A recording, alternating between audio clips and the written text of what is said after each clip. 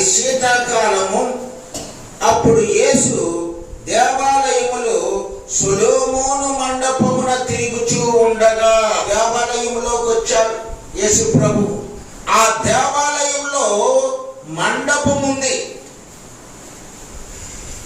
ఈ దేవాలయం శిథిలమైపోయినప్పుడు హేరోదు రాజు జోక్యం చేసుకుని అన్యుల కొరకు ఒక పెద్ద ప్రాంగణము ఏర్పాటు చేశాడు. ప్రాంగణములో తూర్పు వైపున ఒక మండపమును, దక్షిణం వైపున మరొక మండపమును నిర్మించాడు. మండపం అంటే ఏమి కాదు, మండపం అంటే ఒక వరండా. అటువంటి మండపములో యేసు ప్రభు వారు తిరుగుతూ ఉన్నారు. ఈ మండపాలు రెండు. ఒక మండపం ఏమిటంటే సొలొమోను మండపం, రెండవ మండపం ఏమిటంటే రాయల్ మండపం, అంటే రాజ మండపము. ఈ రెండు మండపాలు అక్కడ ఉన్నాయి. అందులో ఒక మండపములో యేసు ప్రభు వారు తిరుగుతూ ఉన్నారు. తిరుగుతూ ఉన్నప్పుడు ఈ యూదులు గుమికూడారు యేసు ప్రభు చుట్టూ. వారు ఏమని అడుగుతున్నారు అక్కడ చూద్దాం. చూడండి 24వ వచనములో, యూదులు ఆయన చుట్టూ పోగై, ఎంతకాలము మమ్మను సందేహ పెట్టుదువు? నీవు క్రీస్తువైతే మాతో స్పష్టముగా చెప్పుమన్నది. అంటే ఈ ప్రశ్న అడుగుతున్నారంటే యేసు ప్రభువులో ఏయో గొప్ప గుణాలు వీరు చూశారు, అంతే కదా ప్రశ్న అడుగుతున్నారంటే. యేసు ఈ లోకంలోనికి వచ్చి ఆయన అనేక మంది రోగులను బాగు చేస్తున్నారు. గుడ్డివాడికి మాట వినిపిస్తుంది, నత్తివాడికి మాట వస్తుంది, కుంటివాడు నడుస్తున్నాడు, గుడ్డివాడు చూస్తున్నాడు, పక్షవాయువు గలవాడు బాగుపడుతున్నాడు, జలాధర రేగు రోగమును విడిచి స్వస్థత పొందుతూ ఉన్నాడు. దెయ్యము పట్టిన వారు స్వస్థసిద్ధులై యేసు పాదాల చెంత ఉండి ఆయనకి పరిచర్య చేస్తూ ఉన్నారు. ఇన్ని గొప్ప కార్యాలు చేస్తున్నారు. కానానులో నీటిని ద్రాక్షారసముగా మార్చేశాడు. వీరు విన్నారు. ఆ పెద్దవారు చేపల కోసము తరిగిలాడుతూ ఉండగా రాత్రంతా కష్టపడిన వారికి ఒక్క చేప కూడా లేనప్పుడు యేసు మాట చేత వల వేయండి లోనకి వెళ్ళినప్పుడు విస్తారమైన చేపలు పడ్డాయి వారికి. దేవుడు చేసే పనులు యేసు చేసేస్తున్నాడు. వీరికి ఒక వచనము ఉంది వీరికి. ఆయన దేవుడే ఈ భూమి మీద పుడతాడు, ఆయన స్త్రీ సంతానముగా పుడతాడు, పుట్టినవాడు గుడ్డివారు కన్నులు తెరిపిస్తాడు, కుంటివాడికి నడిపిస్తాడు, పేదలకు సువార్తను ప్రకటిస్తాడు అని వారికి ఒక ప్రవచనం ఉంది. వీరన్నీ చదువుతున్నారు. అన్నీ చదివి యేసు చేస్తున్న పనులను చూసి ఇది ఆయన కాదా, ప్రవక్త చెప్పిన వ్యక్త, మరొక వ్యక్త, ఇన్ని గొప్ప గొప్ప పనులు చేసేస్తున్నాడు, ప్రవక్త చెప్పినట్టే చేసేస్తున్నాడు, మరి ఈయన ఎవరు ఎవరు ఎవరు అని వారిలో వారు మదన పడుతున్నారు, వారిలో వారు తర్జన భర్జనలు పడుతున్నారు. పడి చివరకు యేసును చూసి మమ్మల్ని సందేహ పెట్టకు, మమ్మల్ని సందేహ పెట్టకు, అసలు నువ్వు ఎవరు? నువ్వు క్రీస్తువైతే మాతో చెప్పు, నువ్వు మెస్సియావైతే మాతో చెప్పు అంటున్నారు. మెస్సియావైతే మాతో చెప్పు. చాలా మంది ఈనాడు చూడండి లోకములో ఇదే ప్రశ్న కలిగి ఉన్నారు. యేసు ప్రభు యొక్క అన్ని అద్భుతాలను చూస్తున్నారు, సందేహిస్తున్నారు. ఇంకా చాలా మంది యేసు హృదయాలను మారుస్తాడని, యేసు మానవ జీవితాన్ని కడతాడని, యేసులో స్వాతంత్రం పొందిన వారు పాపపు దాక్ష్యము కింద ఇక ఎంత మాత్రము ఉండరని నమ్మక అపవాది చేతిలో ఉన్నవారు ఇప్పుడు కూడా యేసును తిరస్కరిస్తూ ఉన్నారు. ఆ దేవుడు మాకొద్దండి, ఆ దేవుడిని మేము నమ్ముకోమండి, మా జీవితాలు ఇలాగే ఉంటాయండి అని చెప్పి వారు ఇంకా సందేహముతోనే ఉన్నారు. ఈ యూదులు కూడా అలాగే ఉన్నారు. మరి గ్రంథాల్లో రాసిందండి, ఒక ప్రవక్త పుడతాడని, ఒక దేవుడు పుడతాడని, దైవ కుమారుడు వస్తాడని వారి గ్రంథాల్లో ఉంది. మోషే ధర్మశాస్త్రం చెబుతుంది, ప్రవక్తల గ్రంథాలు చెబుతున్నాయి. అయినా వారు సందేహంతో ఉన్నారు, సందేహిస్తూ ఉన్నారు. వచ్చి అన్నారు, యేసుక్రీస్తుని అంటున్నారు, నీవు క్రీస్తు అయితే అదైనను మాతో చెప్పు, నీవు క్రీస్తువా కాదా? క్రీస్తు అనే మాటకు అభిషిక్తుడు అని అర్థం. మెస్సియా, క్రీస్తు అనే మాటకు అర్థం ఏంటి? మెస్సియా, అభిషిక్తుడు, దేవుని చేత అభిషేకించబడిన ఆ దేవుని కుమారుడు మానవుల కొరకు రావటం, మానవుల గురించి ఆలోచించటము, మానవుల కొరకు సిలువనెక్కటము, మానవుల కొరకు మరణించి రక్షణనివ్వటము ఆయన అభిషేకానికి గుర్తులు. యేసు ప్రభు అభిషేకానికి గుర్తులు. ఇక్కడ చూస్తే వీరు నమ్మట్లేదు. వీరు అనుకుంటున్నారు దావీదు సింహాసనమున ఒక రాజు పుడతాడు. ఆ రాజు రోమీలతోటి, సిరియన్లతోటి, గ్రీకులతోటి, ప్రపంచంలో ఉన్న వాళ్ళందరితోటి దుష్యం దుష్యం దుష్యం దుష్యం అని యుద్ధం చేసేస్తాడు, కత్తట్టుకొని బాణాలు పట్టుకొని. అప్పుడు మాకు రక్షణ వచ్చేస్తుంది అనుకుంటున్నారు. కాదు కాదు, దేవుడిచ్చే రక్షణ యుద్ధాలతో వచ్చే రక్షణ కాదు. మన మనసు పోరాటంలో ఆ పోరాటము చేసినప్పుడు మనము ఓడిపోకుండా దేవుడు పక్షముగా గెలిచే యుద్ధమే దేవుడు మన మనసును మార్చే యుద్ధం, మన మనసును మార్చే యుద్ధం. అటువంటి అభిషిక్తుల్ని దేవుడు మన కొరకు పంపించినప్పుడు వారు అంగీకరించడం లేదు. యేసుక్రీస్తు 4 సందర్భాలలో ఆయన అభిషిక్తుడు అని చెప్పటం జరిగింది. ఒకటి చూస్తే యోహాను సువార్తలో 1వ అధ్యాయము 41వ వచనము, యోహాను మాట విని ఆయన వెంబడించిన ఇద్దరిలో ఒకడు సీమోను పేతురు యొక్క సహోదరుడైన ఆంద్రియా. ఇతడు మొదట తన సహోదరుడైన సీమోనును చూచి మేము మెస్సియాను కనుగొంటిమని అతనితో చెప్పి యేసు యొద్దకు అతను తోడుకొని వచ్చెను. మెస్సియా అను మాటకు అభిషిక్తుడని అర్థము. కింద ఏమని ఉంటుందంటే క్రీస్తు అని ఉంటుంది. మేము మెస్సియాను చూసాం, క్రీస్తును చూసాం. యూదులకి ఒక వాగ్దానం ఉంది. ఆ వాగ్దానం ఏమిటంటే మిమ్మల్ని ఏలబోవు రాజు రాబోతున్నాడు, ఆయన అభిషిక్తుడైన క్రీస్తు అనే వాగ్దానం ఉంది. ఆ వాగ్దాన ప్రకారంగా మీరు ఎన్నాళ్ళ నుండో ప్రభు వస్తాడు, మా కొరకు వస్తాడు, రాజుగా వస్తాడు, గుర్రాన్ని వస్తాడు, యుద్ధం చేస్తాడు, మమ్మల్ని విడిపిస్తాడు అని ఎదురు చూస్తూ ఉన్నారు. కానీ ఆయనే కన్యక గర్భమున జన్మించి ఆయనే మృదువైన మాటలు బోధించి దేవుని కుమారుడని సాక్ష్యం పొంది వారి మధ్య ఉన్నాడు అని వారు తెలుసుకోలేకపోతూ ఉన్నారు.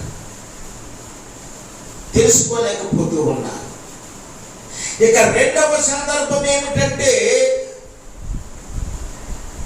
అదే అధ్యాయము యోహాను సువార్త 1వ అధ్యాయము 49వ వచనం. ఫిలిప్పు అనే శిష్యులు ఎక్కడో చెట్టు కింద పనులు చేసుకుంటున్న నతానయేలు దగ్గరికి వెళ్తాడు. ఈ నతానయేలు యూదులలో యొక్క ఆచార సంప్రదాయాలను బాగా జరిగిన వాడు. ఈ నతానయేలుతో మాట్లాడుతూ అక్కడ అంటున్నాడు కదా, నతానయేలును తీసుకువచ్చి యేసుకు చూపిస్తాడు.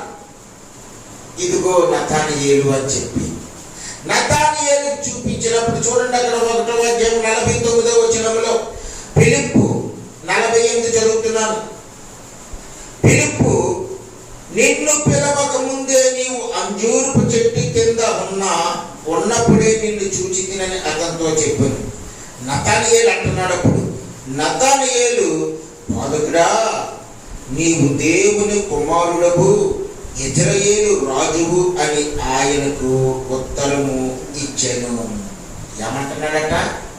నువ్వు దేవుని కుమారుడు, మామూలు వ్యక్తువు కాదు.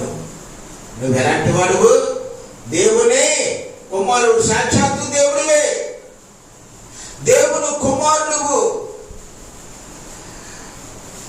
అని చెప్పి ఈ నతనయేలు ఆయన చూసిన వెంటనే ఆయనలో ఉన్న ఆ క్రీస్తత్వము, అభిషిక్తుడు అని గ్రహించి ఆయన మాట్లాడటము మనం ఇక్కడ కనుగొంటూ ఉన్నాం. నువ్వు దేవుని కుమారుడవు, ఇశ్రాయేలు రాజువు, ఇశ్రాయేలు నేలే రాజువు అంటున్నాడు. ఇక మూడవదిగా మనము గ్రహించి చూసినప్పుడు యేసు ప్రభు వారు సమరయ ప్రాంతానికి వస్తారు. ఆ ప్రాంతంలో ఆ బావి దగ్గర ఒక స్త్రీ నీళ్లు చేదుకోవడానికి వచ్చి యేసు ప్రభు వారి మాటలు విని ఆయన నిజముగా దేవుడని ఆయన్ని హృదయంలో చేర్చుకుంటుంది. దేవునికి స్తోత్రం. బహుకొంతమందిలా చేస్తారు. ఈమె ప్రభువు మాటలు నిజమైనవని, సత్యమైనవని, ఆయనలో ఏ దోషము, కపటము, పాపము లేదని గ్రహించి ఈయన నిజముగా మెస్సియా అని అనుకుని ఆమె ఆ గ్రామంలోనికి వెళ్ళి, మీరు వచ్చి 29వ వచనం, నేను చేసినవన్నీ నాతో చెప్పిన మనిషిని చూడుడి, ఈయన క్రీస్తు కాడా అంటారు. అంటే క్రీస్తు వస్తాడు, ప్రజల కొరకు, ప్రజల విమోచన కొరకు క్రీస్తు వస్తాడు అని చెప్పి యూదులకు తెలుసు, సమరయులకి కూడా తెలుసు. వారు ఎదురు చూస్తున్నారు. ఎవరి కొరకు ఎదురు చూస్తున్నారు? యేసు ప్రభు క్రీస్తు అని చెప్పి ఎదురు చూస్తున్నారు. క్రీస్తు కొరకు ఎదురు చూస్తున్నారు. దేవుడు ఒక మెస్సియాను పంపిస్తాడు, అభిషిక్తుని పంపిస్తాడు అని ఎదురు చూస్తూ ఉన్నారు. వారు వచ్చి క్రీస్తు కాడా అని ఆమె చెప్పినప్పుడు ఆ మనుష్యులు ఆమెను నమ్మి, ఆమె మాటలు నమ్మి వారందరూ బయలుదేరి ఎక్కడికి వచ్చారు? యేసు ప్రభు దగ్గరికి వచ్చారు.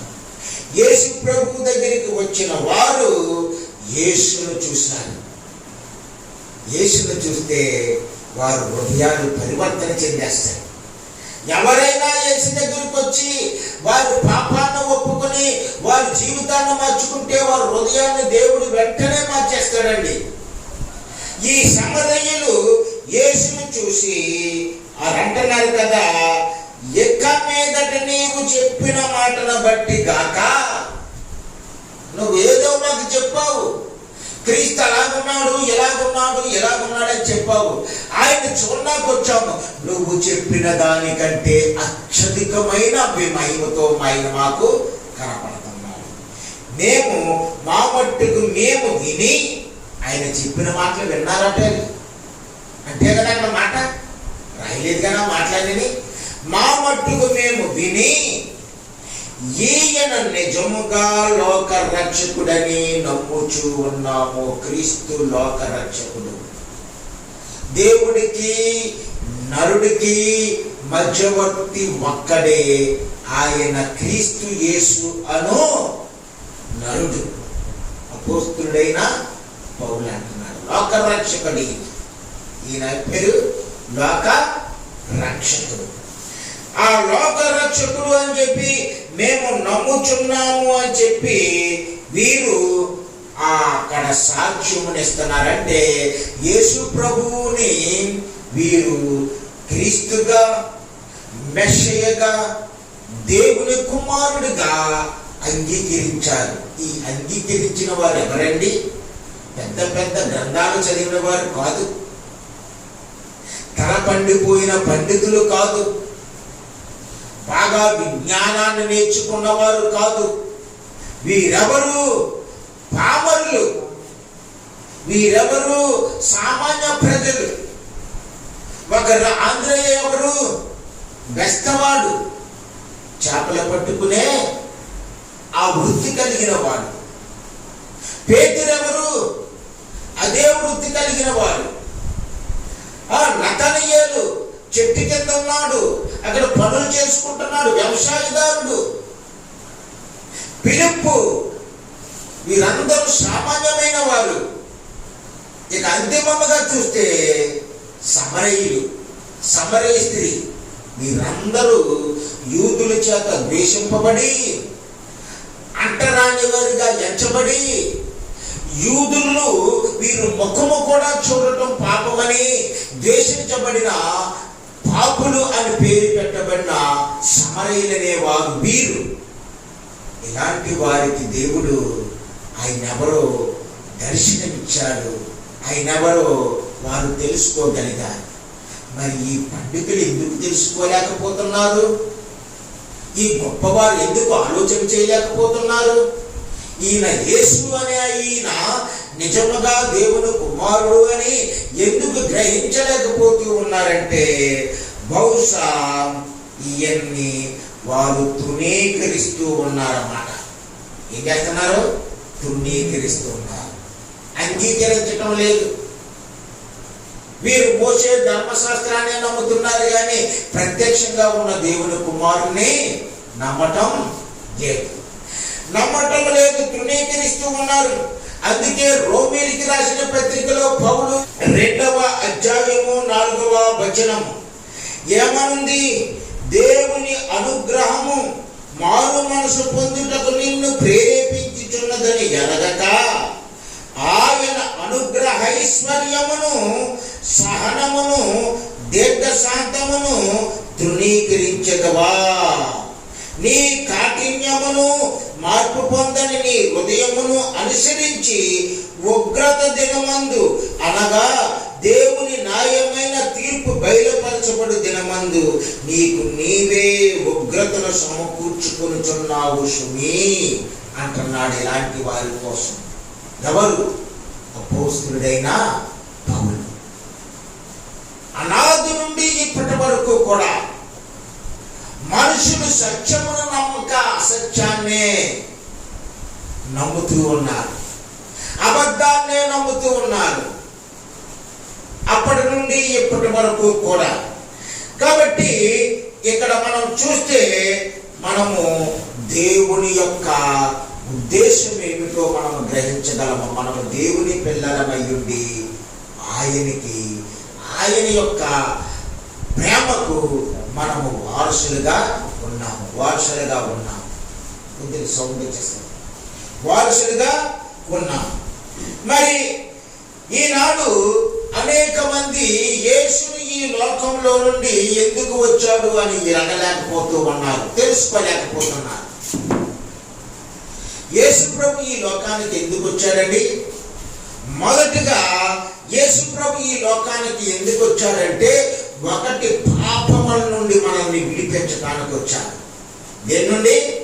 పాపముల నుండి. ఈరోజు నేను తెల్లవారుజామున ఆ బస్ కోసము రోడ్డు మీద నిలబడి ఉన్నాను.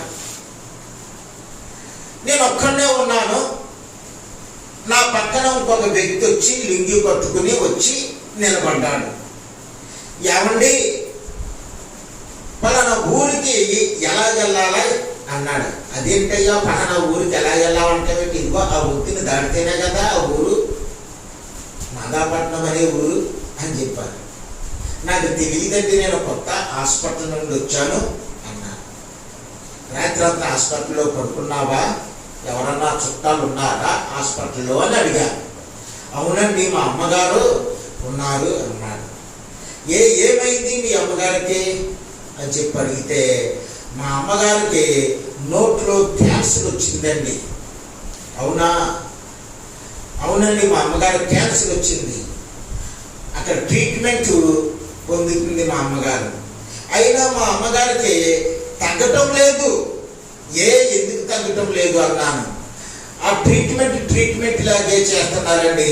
మా అమ్మగారికి చుట్ట కాల్చిన అలవాటు ఉంది, అలాగే కరెంటు పెడుతున్నారు, కరెంటు పెట్టిన తర్వాత ఎవరు లేదు చూడకుండా మరలా వచ్చేసి బాత్రూంలోకి వెళ్ళిపోయి చుట్టకాయ చేస్తుంది. అది ముదరలేకపోతుందండి. 20 రోజుల నుండి నేను బాధపడుతున్నాను. అమ్మా ఎందుకు ఎలా చేస్తావు, నీకు తగ్గదే, అది వచ్చిందే చుట్ట కాల్చడం వల్ల నీ దవడకి క్యాన్సర్ వచ్చేసింది అని చెప్పినా సరే నా కన్ను గప్పి, డాక్టర్ల కన్ను గప్పి, నర్సుల కన్ను గప్పి తెచ్చుకుని కాల్ చేస్తుందండి. భయమేస్తుందా నాకు అన్నా. పాపము, ఈ పాపము మనిషి యొక్క ప్రాణము పోయినా సరే నేను ఆ పని చేస్తాను అని పాపము లోపల తిష్టి వేసేసుకుని ఉంటుంది. ఈ పాపము తిష్టి వేసేసుకుని ఉంటుంది. నా జీవితం పోతే పోనీ సిగరెట్ పెట్టి మీద ఉంటూ ఉంటుంది. ఊపిరితిత్తులు కాలిపోయి క్యాన్సర్ వచ్చేసి పాడైపోయిన బొమ్మ ఉంటుంది. దవడ ఊడిపోయి పుండైపోయిన బొమ్మ ఉంటుంది. ఈ సిగరెట్ పెట్టి కొనుక్కున్న వాడు ఆ బొమ్మను చూడటం లేదా? వాడు ఆలోచించుకోవాలి, ఈ బొమ్మను ఎందుకు వేశాడు వాడు? ఓహో, దీన్ని కాల్చడం వల్ల నా దవడ ఎలాగ క్యాన్సర్గా బారవుతాదేమో, దీన్ని కాల్చడం వల్ల నా గుండెలు క్యాన్సర్కి గురై ఇలాగ అయిపోతాయేమో అని వాడు గ్రహించాలి కదా. గ్రహించక వాడు పాపమునకు దాసుడైపోయాడు. ఏమైపోయాడు? పాపము వాడిని లోబరి చేసుకుంది. పాపం వాడిని లోబరి చేసుకుంది. లోబరి చేసుకుని అదే పని పదే పదే చేయించి ఈ పాపము చివరికి ఎక్కడికి తీసుకుపోతుందంటే మరణపు అంచుల వరకు తీసుకుపోతుంది. ఎక్కడి వరకు? మరణపు అంచుల వరకు. అంటుంది దేవుని వాక్యము, పాపము వలన వచ్చు జీతము మరణము. పాపం వలన ఏమవుతుందంటండి? మరణం. ఇప్పుడు ఆ తల్లి కోసము ఆ కొడుకు బాధపడుతున్నాడు. నిద్రడటం లేదు 20 రోజులు బట్టి. హాస్పిటల్లో ఉండలేక వాళ్ళు ఏం చేశారట, ఎదర ఒక రూములు ఇస్తారులేండి, 6,000 ఎట్టి ఒక రూమ్ తీసుకున్నారట. ఒకటే రూమ్ ఇస్తారు, 6,000 ఎట్టి ఒక రూమ్ తీసుకున్నారు. రూమ్ తీసుకుని ప్రతిరోజు కరెంటు పెట్టించుకొని కీమోథెరపీకి, రేడియోథెరపీకి వెళ్తున్నారు వాళ్ళు. వెళ్తాడంటే ఈ కుర్రాడు కళ్ళు కప్పి ఆవిడ ఏం చేస్తుంది, మరలా గుప్పు అని కాల్చేస్తుందట. డాక్టర్ గారు గమనించారు, నీ లోపల పుండె ఎందుకు తగ్గుతాడు ఏదంటే నువ్వింకా ఆ పని మానటం లేదు, నువ్వు ఆ పని మానటం లేదు. మరి ఈ పాపము పోవాలంటే మానవుడు ఈ పాపాన్ని జయించలేడు. నా మట్టుకైతే నేను ఈ పాపాన్ని జయించలేను. ఆ పాపాన్ని జయించలేక నేను దీనుడినై ప్రభు వైపు చూశాను. ప్రభువా, నేను ఈ వ్యసనాన్ని జయించలేకపోతున్నాను, ఈ పాపం నుండి బయటపడలేకపోతూ ఉన్నాను, నువ్వే నాకు దిక్కు అని ఆయన వైపు చూసినప్పుడు యేసు ప్రభువు ఆయన్ని బలపరిచి, మనల్ని బలపరిచి మనల్ని ఆ పాపములో నుండి, నన్ను ఆ పాపంలో నుండి బయటికి తీశాను. ఆ పాపంలో నుండి బయటికి తీశాను. ప్రభు ఎందుకు వచ్చాడంటే పాపమును మన నుండి దూరపరచడానికి వచ్చాడు. పాపము. ఇక రెండవదిగా చూస్తే ఈ యేసు ప్రభువు అభిషిక్తుడిగా ఇక్కడికి రావడానికి కారణం ఏమిటంటే మానవులందరి మీద శాపము ఏలుబడి చేస్తుంది. ఎక్కడ నుండి వచ్చింది శాపం వీరికి? ఈ మనుషులు శాపముతో పుట్టిన వారు కాదు. ఈ మనుషులు మహిమతో పుట్టినవారు, మహిమతో పుట్టినవారు. అందుకే దేవుని వాక్యం అంటుంది, వీరు మహిమా స్వరూపులు కారా అంటుంది. ఒకనాడు ఆదాము అవ్వని దేవుడు చేసినప్పుడు వారు దేవుని పోలిక చెప్పున ఆయన స్వరూపములో చేయబడ్డారు. అంటే దేవుడికి మన స్వరూపం ఉందా? అంటే దేవుడు మనకులాగా ఉన్నాడా? మనం ఎన్నెన్ని రూపాల్లో ఉన్నాం, ఆ రూపాల్లో ఉంటాడా? అది కాదు అక్కడ అర్థం. అక్కడ అర్థం ఏమిటంటే దేవుడికి మహిమ ఉంది, వీరికి కూడా ఆ మహిమయే ఉంది. వీరికి కూడా ఏముంది? ఆ మహిమ ఉంది. ఈ మహిమ పాపమును చేరనివ్వదు. ఈ మహిమ పాపమును చేరనివ్వదు. అందుకే మరి యేసు ప్రభు దేవుడు ఆ ఆదాము అవ్వలతోటి ఏం చేసేవాడు? సంధ్య పొద్దు వేళ సాయంకాలం అయినప్పుడు వీళ్ళు ఎలా ఉన్నారు, ఒకసారి చూద్దాన్ని నా స్వరూపంలో చేసుకున్నానని చెప్పి వారి దగ్గరికి వచ్చి వారిని పిలిచి, వారి దగ్గరికి వచ్చినప్పుడు వారితో నడుస్తూ మాట్లాడుతూ వారితో సంభాషిస్తూ సంతోషంతో వారితో ఉంటూ గడుపుతూ దేవుడు ఎంతో ఆనందించేవాడట. ఆయన స్వరూపము, ఆయన పోలిక కలిగిన ఆదాము అవ్వలతో. మరి ఆదాము అవ్వలు దేవుడు చేయొద్దన్న పని చేసినప్పుడు, ఆ ఆజ్ఞను అతిక్రమించి ఆ పండును తిన్నప్పుడు మరి వారు ఏం తెచ్చుకున్నారు? శాపమును తెచ్చుకున్నారు. అది పాపము వలన వచ్చింది.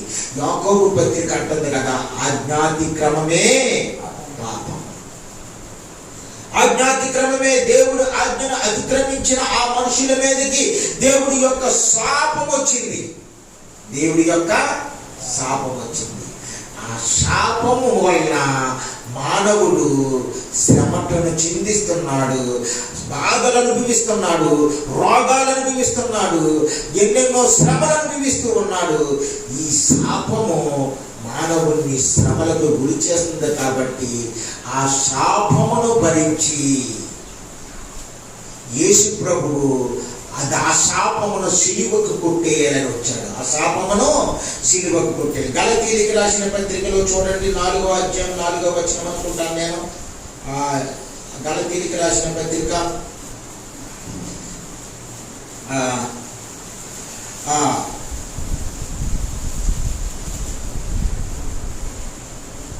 మాను మీద వేలాడు ప్రతివాడును అని ఉంటుంది అక్కడ. అయితే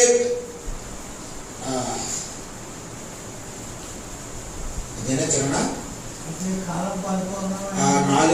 మాను మీద వాళ్ళు వేలాడిన ప్రతివాడును శాపగ్రస్తుడు.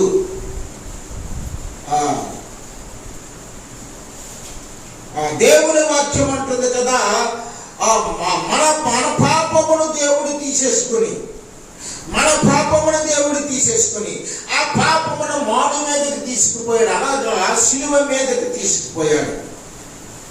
ఆ శాపము శిలువ మీద కొట్టివేయడానికి. అందుకే వాక్యం అంటుంది, మాను మీద వేలాడిన ప్రతి వాడును శాపగ్రస్తుడు అని రాయబడి ఉన్నదని వాక్యము వక్కానించి చెబుతుంది. కాబట్టి యేసుక్రీస్తు ఈ లోకానికి రావడానికి కారణం ఏమిటంటే మన శాపమును తొలగించి దానిని మన మీద నుండి తీసివేయడానికి అయినా వచ్చాడు. ఇక 3వ కారణం ఏమిటంటే సాతాను చెర. పేతురు పత్రికలో అంటున్నాడు కదా, సాతాను గర్జించి సింహం వలె ఎవరిని మింగుదనా అని చూస్తున్నాడు. మాట అది వస్తున్నాడు. వీడు బాగానే ఉన్నాడు, ఖాళీగానే ఉన్నాడు, ఈయన్ని ఏదో రకంగా ఈయన్ని పాపంలో పడేసి ఈయన్ని మింగేద్దామా, ఈయన ఒంటరిగా ఉన్నాడు, ఒంటరిగా ఉన్నామని ఏదో ఒక పాపంలోకి దించేసి ఈయన్ని మింగేద్దామా, ఈ కుటుంబాన్ని మింగేద్దామా, ఈ మనుషుల్ని మింగేద్దామా అని సాతానుడు ఆతృతగా వస్తూ ఉంటున్నాడు. ఆతృతగా వస్తున్న వాడిని యేసు ప్రభు ఏం చేశాడంటే సిలువలో వాడి తలను ఏం చేశాడు? చెదగదొక్కాడు. సాతాను యొక్క తలను చెదగదొక్కి, నా పిల్లల మీద నీకు ఏమాత్రమో అధికారం లేదని దేవుడు వాడి పాలన నుండి, వాడి దాస్యము నుండి మనల్ని విడిపించేశాడు. మనల్ని విడిపించేశాడు. కాబట్టి యేసు ఇలాగా చెప్పుకుంటూ పోతే ఆయన మెస్సయ్యగా ఈ లోకానికి వచ్చాడు. ఎన్నో అద్భుతాలు, ఎన్నో ఆశ్చర్య కార్యాలు, ఎన్నో సూచక క్రియలు ఆయన చేసుకుంటూ వెళ్తూ ఉన్నాడు.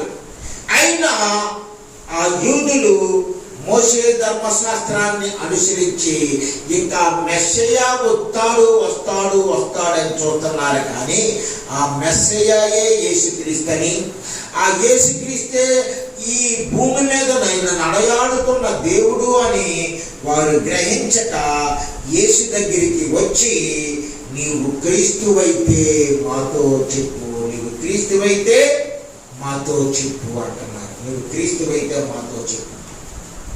అప్పుడు యేసు అన్నారు, యేసు ప్రభు ఏమన్నారు? యోహాను సువార్త 10వ అధ్యాయము 25వ వచనములో, అందుకు యేసు, మీతో చెప్పి తిని కానీ మీరు నమ్మరు.